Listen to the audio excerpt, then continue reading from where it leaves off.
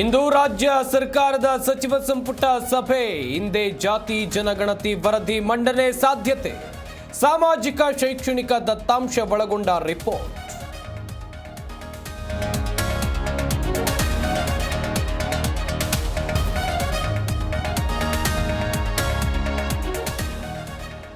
ಹಿಂದೂ ಯುವಕ ಮುಸ್ಲಿಂ ಯುವತಿ ಮೇಲೆ ನೈತಿಕ ಪೊಲೀಸ್ಗಿರಿ ನಿಂದಿಸಿ ಹಲ್ಲೆಗೆ ಯತ್ನಿಸಿದ್ದ 5 ಬಂಧನ.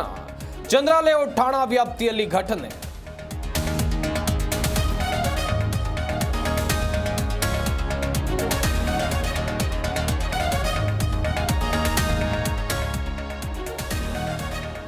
ರಾಯಚೂರಿನಲ್ಲಿ ಅಬ್ಬರದ ವರುಣಾರ್ಭಟ. ಆಲಿಕಲ್ಲು ಮಳೆಗೆ ನೆಲೆ ಕಚ್ಚಿದ ಭತ್ತ. ಕಟಾವಿಗೆ ಬಂದ ಭತ್ತ ಹಾನಿ, ರೈತ ಕಂಗಾಲು.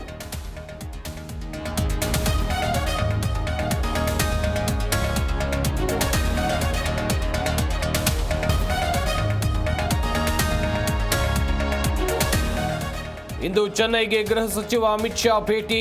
ಅಧ್ಯಕ್ಷ ಸ್ಥಾನಕ್ಕೆ ಒಮ್ಮತದ ಅಭ್ಯರ್ಥಿ ಆಯ್ಕೆ ಸಾಧ್ಯತೆ. ಇವತ್ತು ಅಥವಾ ನಾಳೆ ಹೆಸರು ಫೈನಲ್ ಸಾಧ್ಯತೆ.